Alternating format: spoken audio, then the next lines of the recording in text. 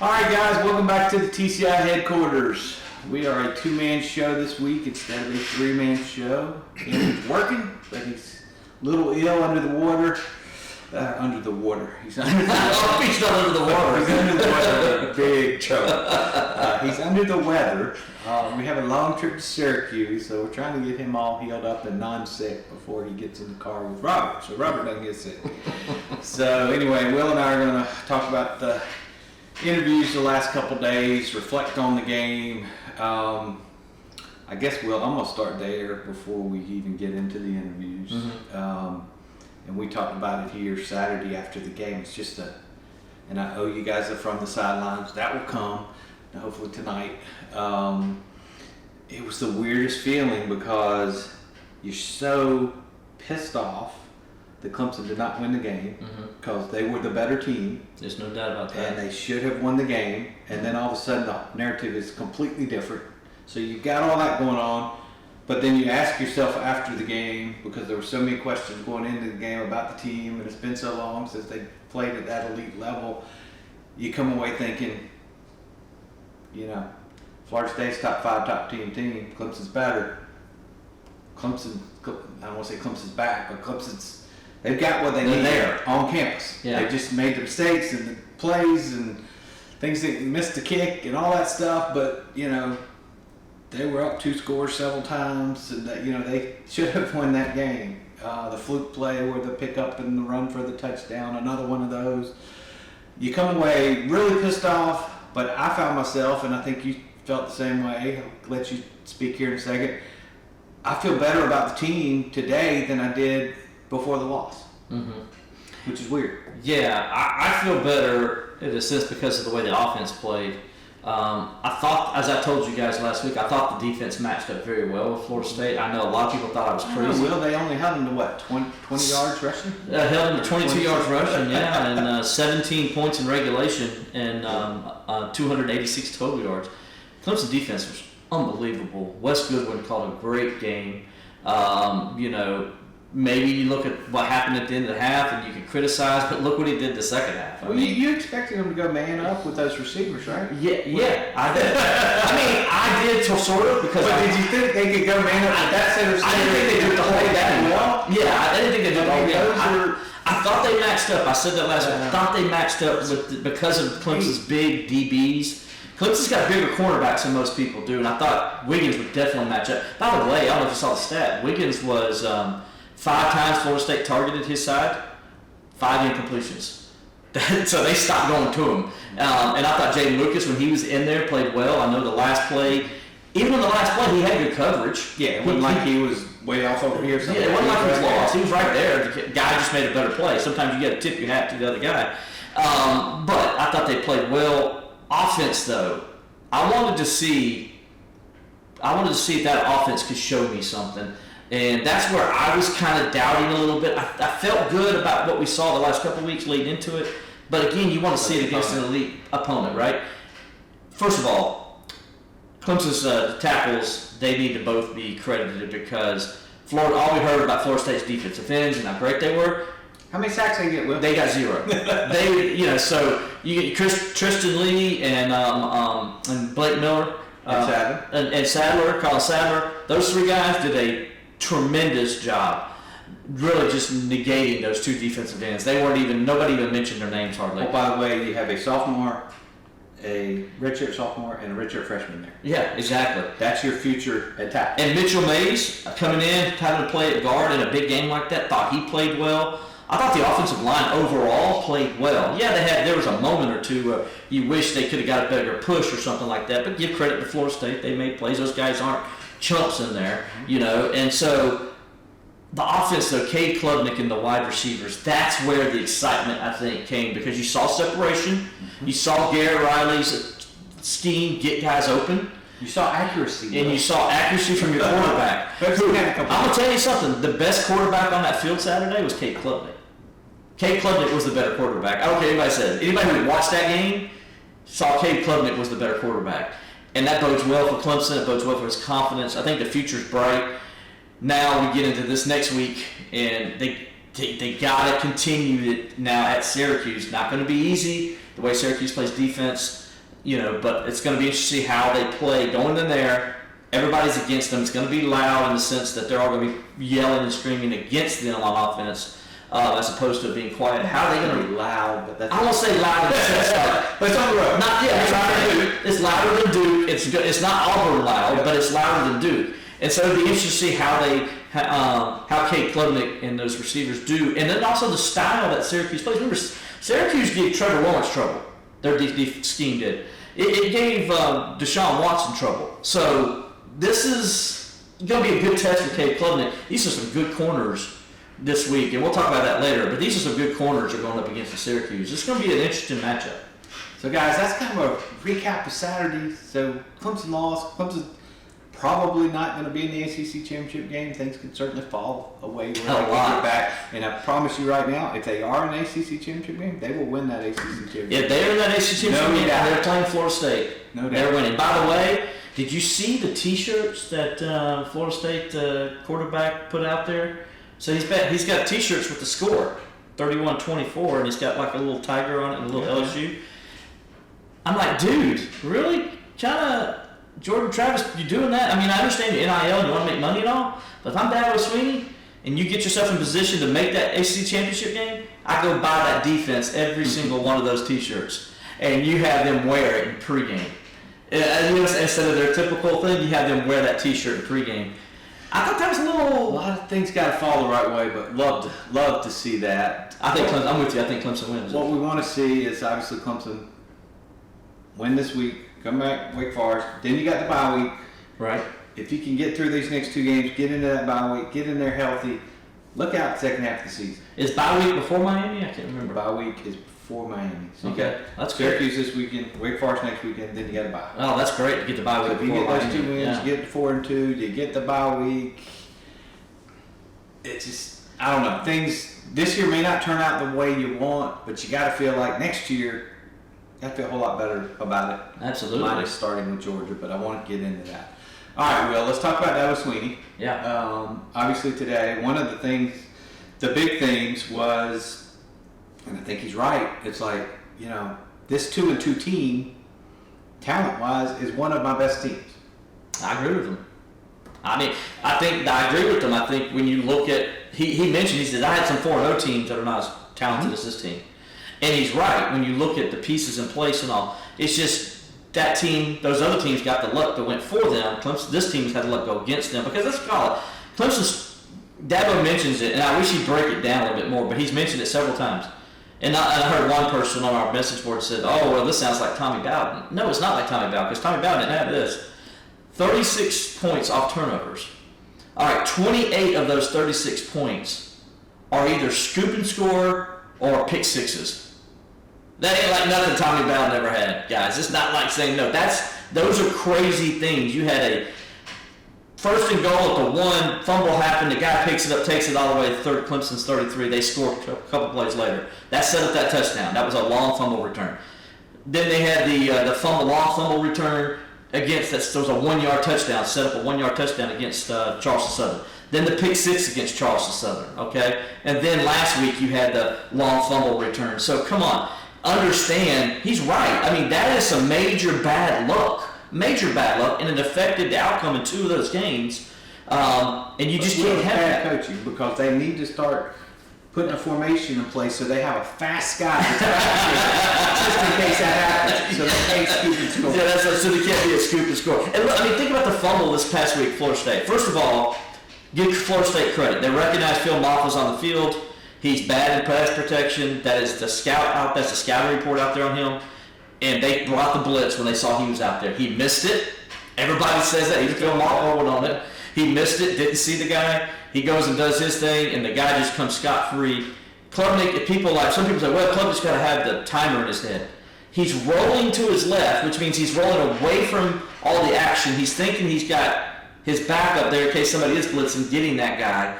He's doing what he's supposed to do. He can't see anything, guys, because he's got this helmet on, so he can't see anything behind him. That was my thing. I think he's got to be able to catch that inside of his eye. But I'm not a quarterback. I've never played quarterback. I've never had the helmet on the back here. So. Yeah, so it's like, so he's doing everything he can. He's going through his progressions, and Florida State just made a great call. But this is the crazy thing is, it's like if you watch it,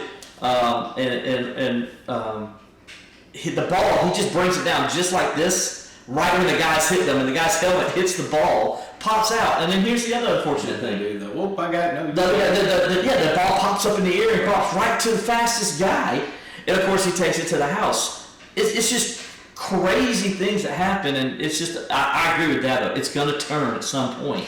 At some point, it does turn. It's just nuts that it's happened the way it has, and what they got to do now, Robert, they got to forget about it. Just like this week's a challenge. This is a challenging game. Yep, and that will get some injury updates as well. Williams, I like hearing day to day for him. Yep, day to day for Antonio Williams. I'd be surprised if he plays this week, but who knows? Especially with bye week coming up before too long, but. Wiggins, I guess, was the biggest news because when you saw that happen Saturday, you're like, he might be done for the season. Mm-hmm. Probably done for the season. That's what I thought. So, gosh, if we can get him back after the bye week, I'd be thrilled. Yeah, Dabo says he doesn't even know if he's going to miss time. Right. I mean, so he said he's day to day. Said they looked at him yesterday, did some things yesterday. He looked good, looked fine. Of course, there's a difference from what Dabo says looks fine and what the trainers are seeing. But, he'll get the report. The trainers go and tell Dabo each day what they're doing and how they're doing things. And so, we'll see what they say. They're both day to day. I think if Clemson gets either one of those guys back before the bye week, I'll be surprised. Because why do you need? I mean, yes, you love to have Wiggins on the field this week. Don't get me wrong. You love to have Antonio Williams on the field. But if you can win without him, try to go ahead and do that. And I think that's maybe. I'll be surprised. Yeah, maybe one of those things where you dress them, but you don't play them unless you absolutely have to. Right. Saturday. Yeah. And I don't think you'll have to against Wake Forest. Let's hope. So if you get through this week, that all of a sudden you get them a couple more weeks rest and have them come back better. Exactly.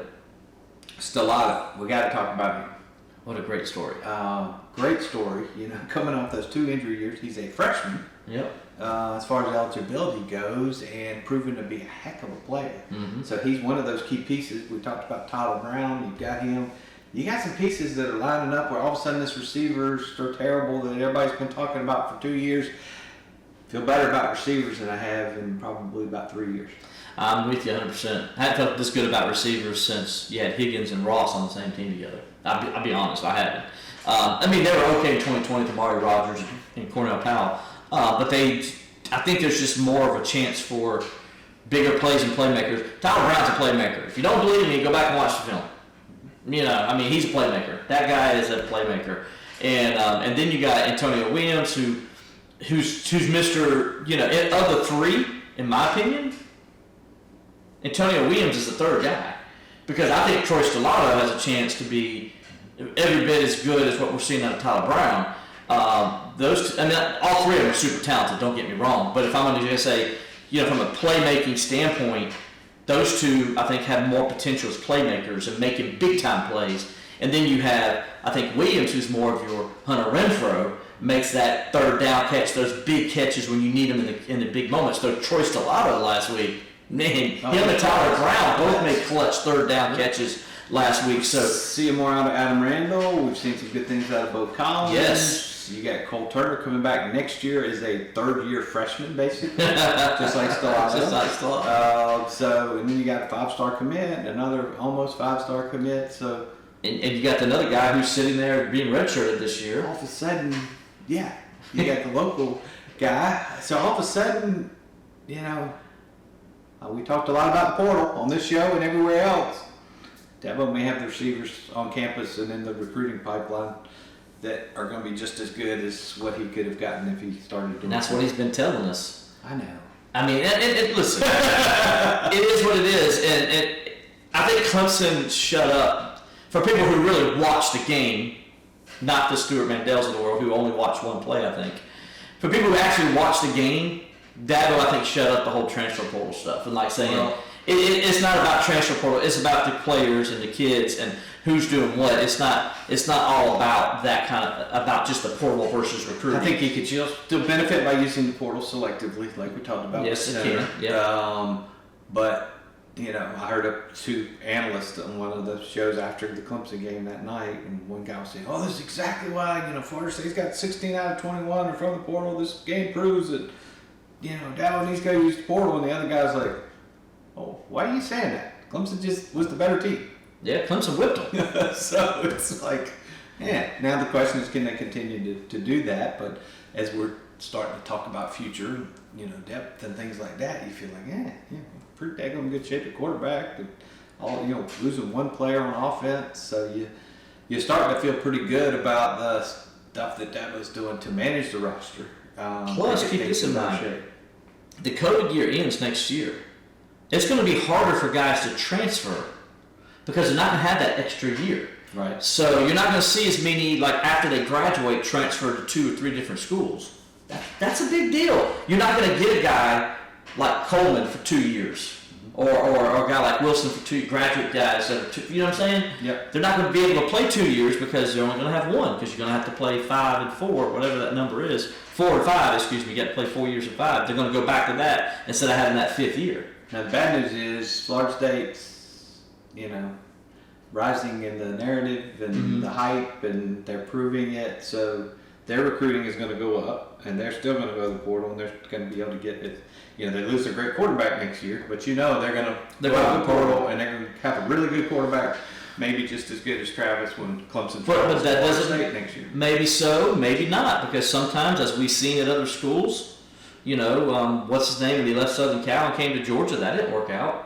Yeah. So you never know. But we've seen them work out like there's Jordan Travis in Notre Dame, so right. I think they can attract that caliber of quarterback. Possible, yes. So we'll see. So that you'd like to think, Florida State's going to lose a lot of these guys, so next year it'll be a little bit easier when they go to Tallahassee. But you got to assume they're going to use the portal and replace those guys with equivalent talent. Players you heard from today, what's something that stood out to you there? First of all, talking about Troy Stellato, I asked him about how do you keep yourself positive with the way the last 2 years have gone for you? You go from kind of just getting these nicks and bruises your freshman year and really can't play, then you tear your ACL last year in camp, and it never really it was over before it even got started. How do you keep yourself positive? And he talked about how, for him, he always knew in himself that he can get back. And so he said he also had a great core around him and stuff, but it was more of himself believing in himself, saying, hey, I know how good I am. I'm going to get through this injury. I'm going to get back to where I need to be. And then just believing in himself to get back to the point where he's not only competing, but showing people why Clemson was so high on him. And he says, I know people doubted me, and he says, I get it, and I understand why, but he's like, it wasn't anything about them. It's all about me and what I believe in myself. And I thought that was pretty good. And so he was pretty good. Tyler Brown, by the way, man, who talked to him today, too. What a great kid, dude. I'm telling you, they're all great kids, but, man, what a great kid. I asked him, he talked, Robbie, his recruiting story where he was committed to Minnesota. He decommitted because he had all these other schools started to offer him stuff like that, so he wanted to kind of test the waters and maybe stay down south more. And so he's explaining all the different offers he had, but then he really wanted Clemson. Mm-hmm. And then when he finally got that Clemson offer, what it meant to him, because he grew up a Clemson fan, and he always wanted to play in Death Valley. So I asked him, I said, so first time you get to the top of the hill, what are you thinking? And he says it was everything he imagined it would be and more. And he says, as he was telling it to me, he said, I'm getting goosebumps now just telling it to you. That tells you how much the kid loves Clemson and how much he wants to be here. And, yes, you want to score touchdowns and you want to win games, but it's also, he kind of shows you it's important to go to the school you want to go to. Mm-hmm. And he got to go to the school, and you can see that Clemson love in him. And that just really resonated with me as I was talking to him today. He got tag knocked out of him, and a lot of guys wouldn't have come back. Right. He came back in that game. So not only is he fast and a great athlete, but he's tough. Yeah. And he talked about how the thing that interested me was, so he mentioned when he was a freshman over at Greenville High, when he came back to Greenville High, and he said that he wanted to be great and all. So they have, voluntary workouts. And so he didn't come to the 6 a.m. voluntary workout. And so his coach calls him in, and he says, why didn't you come in today? And he basically, I didn't know. He's like, I thought you said you wanted to be great. Because if you want to be great, you're going to be here every day. And he said that really stuck with him. And he said at that point I learned, okay, I need to do everything I can to make myself the best player possible. And so that's when he said he started taking care of his body the right way, watch what he eats, watch what he puts in it. As a high school student, he was doing that. That's amazing. Boy, are we glad he did. Yeah, boy, I tell you what, he's something else, man. Room looks a whole lot better. And well-spoken young man, has glasses. He didn't look like he was a football player that walked into that. Yeah, very studious. All right, guys, that's a recap of Saturday. A little bit about the interviews this week. Big game this week. Things can start trending up here very quickly with these Tigers, and you now know you got the talent on the roster to play with anybody in the country. So stay tuned to the Clemson Insider. We will be there live this weekend in Syracuse. Can't wait for that long trip. Said nobody, but we'll be glad to be up there and see how the Tigers do and bring you guys all the coverage this weekend up there. So stay tuned to TCI for the most complete coverage of Clemson football. This is Miles Murphy. Make sure to check out Clemson Insider's most complete football coverage. Nobody does it better.